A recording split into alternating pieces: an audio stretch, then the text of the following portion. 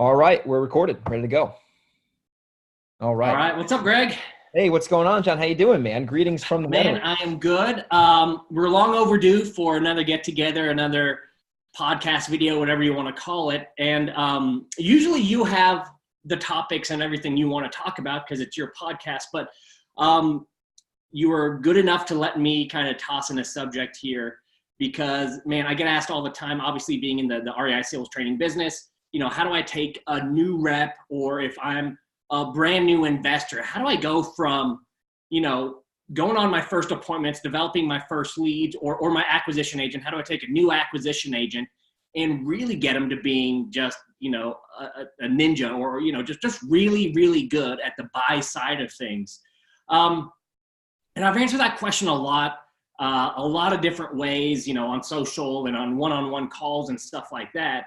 But then it hit me like, you are the epitome of someone who just started from the ground floor, from like, okay, I got to figure out the sales thing. What do I do? Do I get a book? Do I watch some videos? What do I do? And you went from that extreme all the way to probably the most extreme you could get on the other side, which is most people don't know this about you, but for those of you listening, Greg does the highest end training we have in the REI Sales Academy. So I do our unlimited online course. And this isn't even something that we advertise. No one knows about it. You can't find it on my website or anything like that. But people who go through our course and have sales teams, they reach out and they say, hey, love the academy. We want to take this thing to the next level. How do we do that? And Greg, you obviously run that program. It's not a secret program, but we don't advertise it. I only wait for people to reach out to me, and then they go through kind of an application process with you, so you can figure out who you want to work with, because I think you only take two or three at the same time. I'd like to do two, but if we could do three, sometimes we'll do three. But I like to keep it small because, I want to make sure that I can work and go deep with everyone. So, yeah. Yeah. Limited. So anyway, so your story is basically from I don't know, zero to hero, right? From help me please to now you're kind of my secret weapon. I don't do any one-on-one stuff. That's how much trust I have in you, is I hand it all off to you and I say, Greg, help them out. And you've been doing that for what, 2 or 3 years now? Yeah, it's over 2 years now. It's crazy how time flies. Started that in 2018. It's 2020 now. So it's crazy how quick that went. So I thought the best way to kind of frame this story was just take them through your story, because you went from 1 to 10. So let's just pick apart how you got there and the steps you took from beginning thoughts, how you knew you needed help, your first steps, and just kind of the whole journey all the way till now. Because basically, if people follow what you did, they can just replicate it. Literally, exactly. So they can listen to this podcast. By the end of the show, they'll know exactly how to get from point A to point B. So basically, to take you back, I was 20 at the time, I think. So I was 20 years old, or maybe 21. It was a couple years ago. And I was really kind of doing deals here and there. I wasn't doing anything consistent. I had no, real, business with consistent deal flow by any chance. And I was at an appointment and I was doing it all by myself. And I went to this house. I got absolutely smoked by the seller. And it was in front of one of my, my mentors, and now my good friend, but at the time he was really mentoring me. And I was so embarrassed after that appointment because I really just winged it the whole time, and I had the wrong expectations going into that appointment. And I knew there was a breaking point when I was back in the car, and I was like, man, I need to figure out how to sell because I don't even know what I'm doing here. I didn't know what was going on, and obviously there's going to be bad appointments no matter how good you are at sales, but I had no system, and I said, I need to figure out how to do this right away. Picked up a couple books, and then I was listening to a podcast, ironically, and your name got brought up. I didn't know you from Adam, and I started doing some homework on you, listening to you on a podcast as the guest. And I was like, this guy knows what he's talking about, clearly. So then I think I reached out to you somehow on Facebook or whatever, and we hopped on the phone. I joined the REI Sales Academy back in, this is 2017 now, maybe 2016. It was a long time ago. But it was a while ago. Yeah, it was a long time ago. Now I got gray hair and I'm old, but not really. So join the training, and the key here is I made a commitment that I was going to get good at sales. I didn't just join the training and say, I hope this helps. I said, I'm going to embrace this training. I'm going to listen to everything this guy John says. I'm going to do all the homework assignments. I'm going to study this for an hour a day, and I'm going to track it. And over time, it'll work out, because the system works.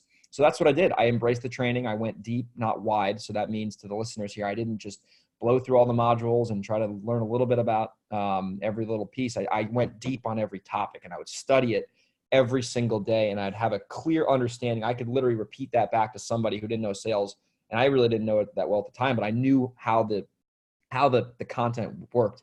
And then after that, basically, I started applying it here and there with some growing pains in the field, because I thought, I'd close every deal now that I had sales training, and that wasn't the case. And I started closing a lot more deals. And most importantly, I was in control of the sales process when I was there. So when I didn't get a deal, I knew why I didn't get a deal. I knew how I could have gotten better. Yeah, So well, let's slow it down a little bit. I mean, I think the biggest thing that set you apart was the commitment and understanding that it was a journey. I think a lot of people, especially with sales training, they're looking for like, all right, what's the magical line? Like they say no, and then I say this, and they're like, oh my gosh, you blew my mind. Let's do this. You didn't come into it with that mind frame. You were like, all right, this is going to be long going. I'm committed, and it took a while, and it was tough. But I think the biggest thing that set you apart is you weren't looking for the magic bean or whatever the heck it is. You were like, all right, let's figure this thing out. And that commitment through the good and bad, I think is essentially what sets you apart from others, and why you're, doing all of our one-on-one coaching with really the most elite real estate investors in the country. I mean, I know you're working with one team right now that I think is on track for 30 houses last month. 350 deals for this year. Yeah, 30 houses last month. Yeah, you've had other clients with us that you worked with for years that are some of the top name, don't want to mention them, but the best top names in the industry. So really, you are coaching people who have big coaching programs too. Like they're coaching other investors and have massive followings, and then they come to you to coach their acquisitions team. So I don't want to like downplay this. Like that commitment, I think, is what carried you from that first phone call we had, or that terrible appointment you had, to where you are now. Yeah, no, it was the commitment. And that was something, the commitment plus the consistent like daily action. I didn't just like, dabble in it. And so to kind of continue the story there, and that is a big takeaway for everyone watching this, like takeaway number one, if you're not driving, write it down, commitment. I started to really, obviously, as I was going through the training, I started obviously applying it more in the field. Right. And then what I would start to do is I would record my sales calls when I was at these houses. And then I would go back after the appointment, whether I got the deal or not. And I would listen to my entire sales call, and I would listen to myself, which is really painful to do because it's just painful to listen to yourself. I don't know if that's like a human nature thing, but I would do it. And I used to write down at first, I'd write down every question I would ask at the appointment. So I'd listen on like 2-speed. And then every time I asked a question at the appointment, I would write down the question in a journal like this. And then I would see like what type of questions were I asking? Were those questions in alignment with what I was learning in the Sales Academy, like problem, impact, picture, perfect? And I could see the good sales calls, the ones with some traction, I was asking more questions, and the bad sales calls, I wasn't asking many questions. Then I started to make that connection. And then after I started doing that for a while, then I started to really start to understand it. I started participating more in the online trainings, and my deal flow started going up. And really where the rubber met the road was I started to then still record my sales calls, but then I would break down my own sales calls on an audio version of me talking over myself. So it's almost like, it was kind of creepy. Like it was almost like I was like a ghost in the house with myself. And then we started, I started like, I was just coaching myself. Like, hey, you should have done this, you should have done that. And then I would listen to my own self-coach myself, which is super weird, but that is what it is. And then I would post that on Facebook. And then, cause I'm like, I already had this recording. It was like 40 minutes. I'm like, well, I got some value from it. Well, if I got value from it, well, I bet you someone else can get value from it. I mean, it's just sitting here in a Dropbox file.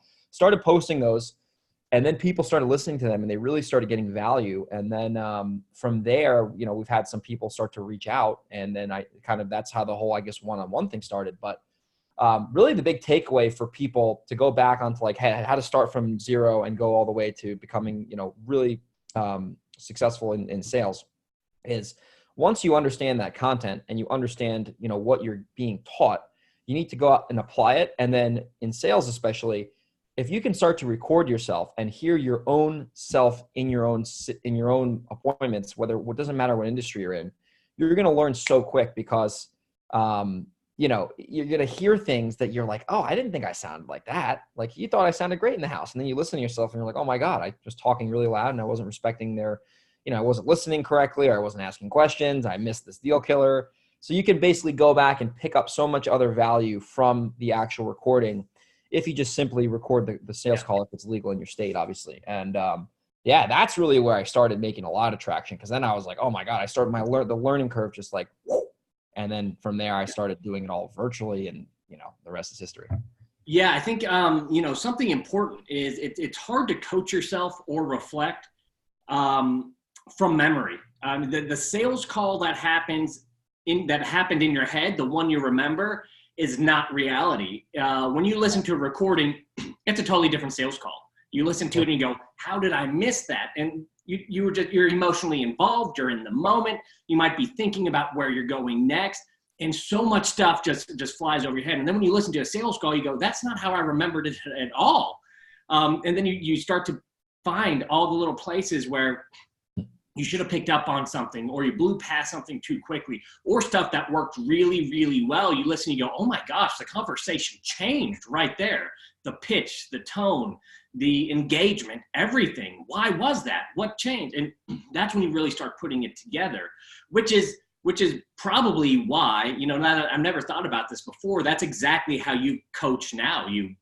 For our high-end clients, is you listen to the calls, you pick them apart, not in a bad way, but what I mean is you go through the call methodically. Everybody listens to it, you coach, and you do everything just like you did for yourself, because that's how you got there. So it only makes sense that you help others do the exact same. So I guess that's kind of, you know, I never even thought about why our program was built the way it was built, but now this makes perfect sense. But you had to start with that foundational knowledge. And I think that's part of it too, is reading a book or even going through our online courses is fantastic, but that's step one. That's like, okay, now I know. It's like if you read a book on, you know, jujitsu, it's like you can, okay, I understand, like I'm just making this up now because I know nothing about martial arts. Like you kick from the hip, or you pivot here, or you know, keep them off balance. But like, that's just knowledge. Like if you got into someone threw a punch at you, that's really hard to take what you just read in a book and actually apply. You probably get punched in the face, right? Yeah. So I think the next part of it is after you got to have that base knowledge, but then it's that application. You got to get punched in the face a few times. Yes. And that application part, that's what you're talking about. That's the key. And that's where the rubber meets the road. And that's why, you know, some people, they go out and they take blind, massive action. They have no system to follow. But if you can get the right information first, and then take that information and apply it, and then tweak and adjust, that's really where you're going to get a lot of traction, because you're going to have the information, whether it's a book or a training or a video, or whatever. That's like the foundation, and you need the foundation in order to build a big house. But once you have the foundation poured, you have to start putting up the framing to then, because that's where you're going to start building the house. But it starts with a good foundation. That's why, you know, the online training academy is a great foundation, where you have the fundamentals, you understand how the sales process works, and then you can take that, and then, you know, you could take that information in the sales academy, start recording your own sales calls. And if you're disciplined and you do it consistently, you're going to have some serious progress, because you're going to have a real-time feedback loop on every time you're in a sales situation, whether that's a lead management call, whether that's an acquisitions call, whether you're trying to wholesale a property to a buyer. You can do this with anything, essentially. Yeah. And it's just a really good fast track. And I think it's not talked a lot about, because it's not comfortable to do. It's not easy to record your own sales calls and listen to them and take the extra time out and schedule the time to do that. But that's what it takes if you really want to have, you know, a successful sales process, you know, implemented. Yeah, it's not sexy, man. It's not sexy at all. What's sexy is, you know, lead gen is sexy. You know, whatever the next shiny object is like, oh, you know, ring this voicemail or text blasting. And, you know, it's marketing, it's cool, but everyone thinks there's this easy button where you're like, if I just buy this one product, or if I just do this one thing, my whole business and sales will change. But I think the reality of the situation is the best investors today, of course, they produce leads and they're good at it. But the very best, the ones we work with at least, which are the best in the country, they are focusing on the conversion, right? Lead gen is almost commoditized now. You can go to a Yellow Letters HQ and they'll mail for you, and they'll have the right mail and they'll have the right list. And there's other list providers. There's skip tracers. There's the ringless voicemail platforms and the text blast platforms and the AdWords. Yeah, there's all that. You just plug right in and they'll do it all. Lead gen is commoditized, right? It's just which product do I want to plug into? Yeah. What is not commoditized, what's separate, because now everyone, and what that means is everyone's getting the same leads. I don't care what market you're in. It's there's 10 investors with that same freaking lead. So what separates the good from the rest? And it's, well, who can take that lead and convert? And it's more complex than that, man. It's who can take that lead and convert, where there's going to be 2 or 3 Yahoos who are offering more. Or maybe they're not Yahoos, right? Maybe they're fresh, maybe they're new, maybe they're green, they're just offering too much. Maybe they're just bad people and they're offering too much because they're going to try to renegotiate later. Yeah. Maybe they can honor that offer because they're backed by a hedge fund buying at 95% ARV. But you got to beat that guy, right? You got to convert and beat when there's a higher offer. And that's the reality today. Is I think it's all in the conversion. You can get out of any course, pay $500 to a company and be producing leads. The conversion is where it's, in my opinion, it's the conversion. Now, I mean, of course, you can't convert anything if you don't have anyone to talk to. So you need leads, you need the marketing, but you got to convert.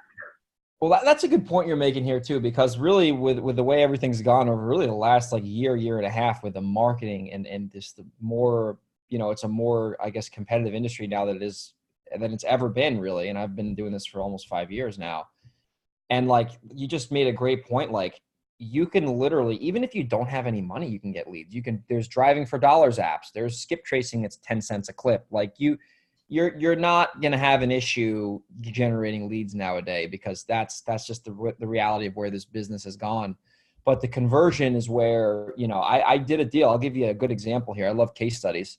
I bought a house. There was a quote unquote Yahoo involved. And the guy literally saying that. I feel bad now. I know. The guy literally, obviously I did this all over the phone, never met the seller, never went to the house. But I remember I told the guy, I said, listen, we're going to buy this house. And, I'm sure the other investor probably offered more money. What's more important, trying to get more money from an investor who probably can't deliver on what they said they were going to do, or selling it at my price, not having to worry about paying, having this thing gone. Long story short, he ended up coming to the table with $20,000 to get the property off of his hands, which was our wholesale fee essentially. But I mean, that was done through a sales process. I wasn't just going to wing that. That was a sales process that literally had me have a $20,000 lower offer, beat out another guy who had a higher offer who couldn't, deliver on what he said he was going to do. And that's a real life situation. That deal just closed 2 weeks ago. And I think it's super important because a lot of people would probably rewound that, and probably I guarantee people said, what's that line Greg said to get that deal at 20K under, right? Would you rather? Now it's important to know what's behind that. It's not just a one-liner you threw out. What Greg did is he reframed the decision, but you can't reframe a decision until you go through what's called a pain conversation or a diagnosis, where you ask problem, impact, picture, perfect questions, dive deep into motivation, really create this urgency to take action, until you go through and you uncover all your competition, anything that could get in the way of the deal, build some massive rapport. So there's 30, 40 minutes that get to that point so you can reframe properly. A lot of people will take this, and I don't want them to go, well, I'm just going to repeat what Greg said, and this should work every time, and I'll grab deals for 20K under.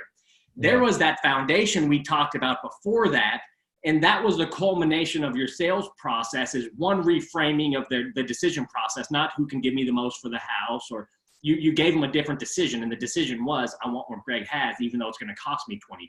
Yeah, exactly.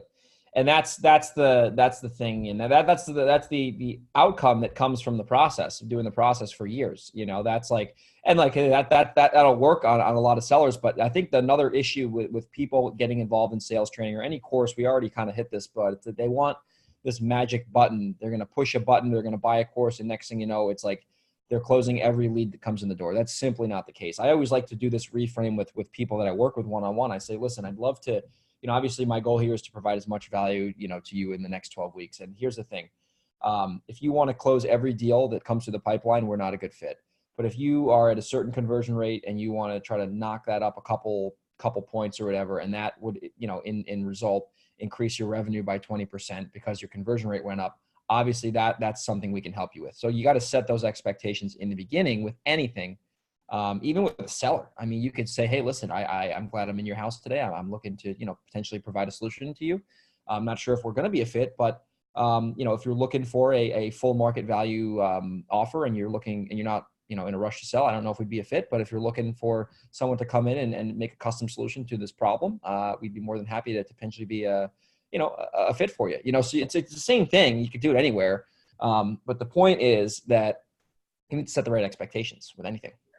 And I think that's the mindset to have. I mean, that's the mindset of a champion. If you look at, a lot of people follow sports, and I don't particularly, but I know enough about them to know that the best of the best, they don't win every game. They're not champions every single game, and they know they won't be, right? Michael Jordan does not have a 100% win streak, right? Joe Montana and Jerry Rice, my football idols, because I grew up in San Francisco, they lost a lot of games. They got beat up. They botched a lot of plays. But they focused on the fundamentals. They followed their process when it came to training. They followed their process when it came to executing in the game.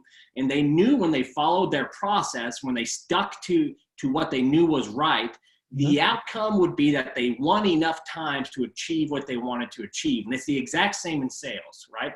You stick to the process.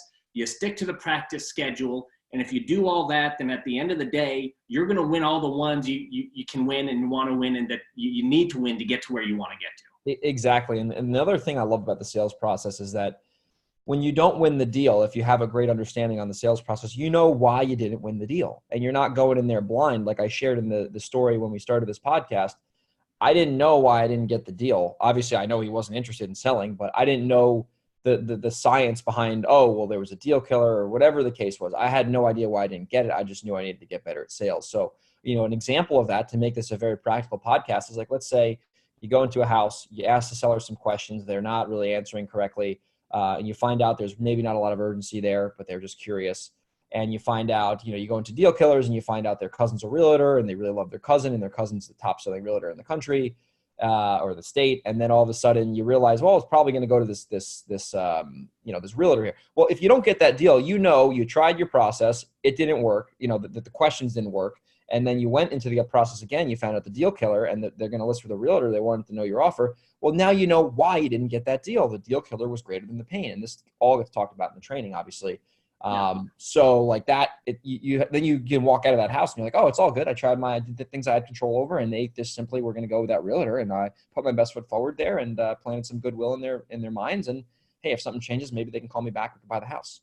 Yeah. Here's some more practical information that I'm just going to piggyback on that, man.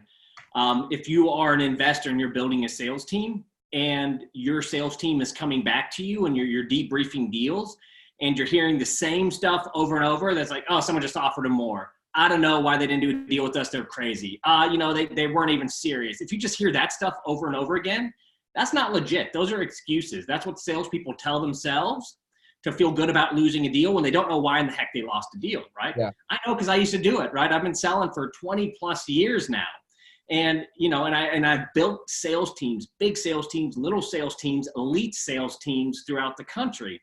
And that is a sure tell sign that you need to put some type of process in place. I'm not saying our process. I'm just saying put a process in place to help you identify what if you lost a deal because you couldn't get it, or if you lost a deal because you missed something, or you need to have a next step, or you need to figure something out. Because that's the end. Because if you don't have a process, you're losing all kinds of deals. But the thing is, you don't know which deals you lost because you never could have got them. And you don't know which deals you could have lost because there's something else missing. And if you find out the difference between the two, then you can start strategizing. You know what? We need to go in every deal and we need to ask this one question and drill down on it, because that's the difference between winning and losing. Or we didn't get the deal because of X, Y, Z. So our next step is we're going to cover X, Y, Z in the next call and cover it until we get past that hurdle, and then we can close the deal. Yeah. That's the difference. And that's important because there's, you need to have that process dialed in, because if you don't have the process, like you just said earlier, it's happened so much. Oh, they're not motivated. Oh, this, oh, that. Well, what do you mean they're not motivated? Did you ask the questions? Did you find out the objections? Like, did you set the expectations right if they have some anxiety? Here's another issue with some of the marketing, the piggyback.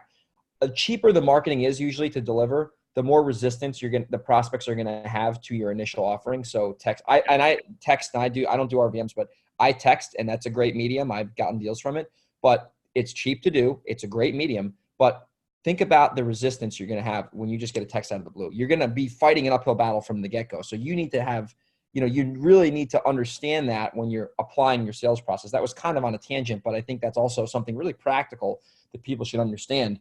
And then the more expensive the lead, usually mailer or internet leads, you're going to have better quote unquote prospects because they're reaching out to you. Anyway, I digress, but the main thing is you need to have a process dialed in. Yeah. I think it's like the way I look at sales process. And again, there's some good sales processes out there. I've been through a lot of trainings. We incorporate some of the stuff I've learned over the years into our trainings. There's a lot of good processes out there, but what sales process really is like a GPS, right? It's like you're going somewhere, the destination, and you type it in the GPS, and you don't even have to, you don't have to be a brainiac. It's like, take a left here, go 10 miles, take a right here, go 100 miles. Yeah. That's what a sales process does is, the end goal. I want to get a clear yes, a clear no. If it is a closable deal, then I want the deal, right? That's the destination. And following the sales process is just, okay, we're at an intersection. Do I go left or right? Sales process says I go right. If you don't have that GPS or sales process, you're just kind of driving around in circles. And if you happen to get there, you celebrate. And if you don't, you go, well, I guess the place just doesn't exist, or it's crazy, or you just make up excuses. And I think I've never thought about it that way before, but that's really it. It's having a plan to follow, or you're driving in circles hoping you end up somewhere. Yeah, no, that's so true. And that's a great way to like kind of reframe or a good, way to look at this. I never thought about it like that. It's like a GPS. It's like, I'm actually in the Netherlands right now. My GPS doesn't work that well because I don't speak English. So I kind of just wing it around here. I'm like, I don't know where to go. But anyway, that's a great little analogy, John. So do you have any other kind of takeaways for some of the listeners of the show here as we start? I don't have any, but I want you to, if you've got a sales team and you're listening to this, and especially if you've been through our sales training and have our sales process you're utilizing, which is hundreds or if not thousands of companies that are probably listening to this, or if you have a sales process you've utilized, you've documented, and you're using that's not ours, both the same. I want you to just go through the couple of things you do to take those sales teams who have a sales process to the next level so people can implement it with their sales team. So if we got a sales process, but I want to keep improving, what do you do with the teams you work with that get them to that next level? That's it. Yeah. So what we do, in terms of helping sales teams out is I really take people who are familiar with the Sales Academy, or they have just an existing, sales situation in the REI business. And we take them from really, like I said earlier, I want to have anyone, whether you want to do this on your own or you want to have us help you. I want every salesperson walking out of an appointment, whether they get the deal or not, knowing why they did or why they didn't get the deal. And the way that I help people do that is I work with them for 12 weeks. We turn around, we break down a sales call per week where someone sends me an active call, and I do exactly what I did a couple of years ago. I do the voiceover. It's almost like I'm on their shoulders coaching them through the weeds there. And then after that call gets sent out, it gets listened to as homework. We hop on a 1-hour Zoom call and we talk about that sales call. We talk about also active deals that every salesperson has in their pipeline that they're stuck with, that they didn't get, that they did get, the success, the failures. We do some role playing. I kind of like to customize it depending on who we're working with, but the overall goal and the overall intention is to help people increase their conversions and really master that sales process so they can have that GPS that we just talked about. Yeah. So of course you could do it, but if people do it on their own, the takeaways I got is, hey, if you got a team, you got a sales process, you want to take things to the next level, record calls, go over them, record over them, pause. Hey, I heard this, you should be going, you're zigging when you should be zagging, and send out that call, have the team review it, and then do a debrief where now you've heard it, you've critiqued it, they've heard the critique, and now you get to get together, you chat about lessons learned, kind of talk about how to handle the situation next time. And then, all right, now let's look at the call or the sales that you're actively working on and talk through some of those. And you just repeat that over and over again. That's it. Just do that in a week. You could do that right now. You could take this, what you just learned in this podcast, you could implement that. And over time, you will increase your conversions. You take the sales call breakdowns, you go through the pipeline, have a 1-hour meeting, or less, and you do the sales call recording. If you're an active sales manager listening to this, we just gave you the formula right here for free to go increase your conversions by having a systematic process. And it works over time. Yeah. Well, man, I think that's a good note to end this thing on, because it's a good takeaway on how to get your team to the next level. So I appreciate you kind of sharing your story, man. No problem, John. I was happy to hop on here, even from overseas here. It's like 5 o'clock at night. It's getting dark in the Netherlands, and I'm like, what is going on here? So good to talk to you from Europe. All right, man. You have a good one. See you soon.